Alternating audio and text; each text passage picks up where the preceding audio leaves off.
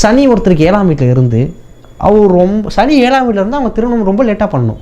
அதை மீறி அவங்க ரொம்ப சீக்கிரமாக திருமணம் பண்ணிட்டாங்கன்னு வச்சுக்கோங்களேன், அதுவும் ஒரு விவாகரத்து தான். அதுவும் நிச்சயமாக விவாகரத்துக்கு கொண்டு போகிறதுக்கான வாய்ப்புகள் உண்டு.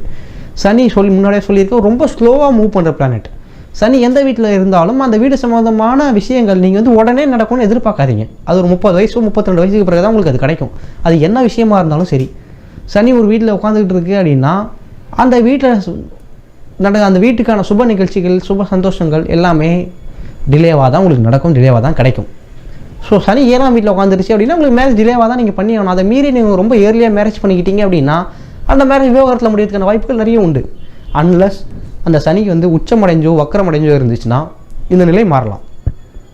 அதே போல் ஒருத்தரோட ஜாதகத்தில் 3 வக்கர கிரகங்கள் 3 கிரகம் வக்கரமாக இருந்தது, ரெட்ரோகிரேடாக இருந்தது அப்படின்னா அவங்களுக்கும் திருமண வாழ்க்கையில் நிறைய பிரச்சனைகள் நிச்சயமாக இருக்கும். திருமண வாழ்க்கையை ரொம்ப கஷ்டமாக இருக்க வாய்ப்புகள் உண்டு.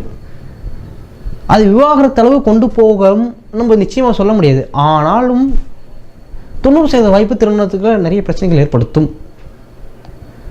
ஒருத்தருக்கு திருமணத்தில் பிரச்சனை இருந்தாலோ முதல் திருமணம் விவாகரத்து முடிஞ்சாலோ அவங்களுக்கு நிச்சயமாக 2ஆம் திருமணம் நடக்க வாய்ப்புகள் உண்டு. அப்படிங்கிற பட்சத்தில் இந்த யோகங்கள் சொல்கிறேன். சனி ஒருத்தருக்கு 7ஆம் வீட்டில் இருந்து அவங்க ரொம்ப ஏர்லியாக மேரேஜ் பண்ணிட்டாங்கன்னா அந்த திருமணம் விவாகரத்தில் முடியும்னு சொன்னேன்.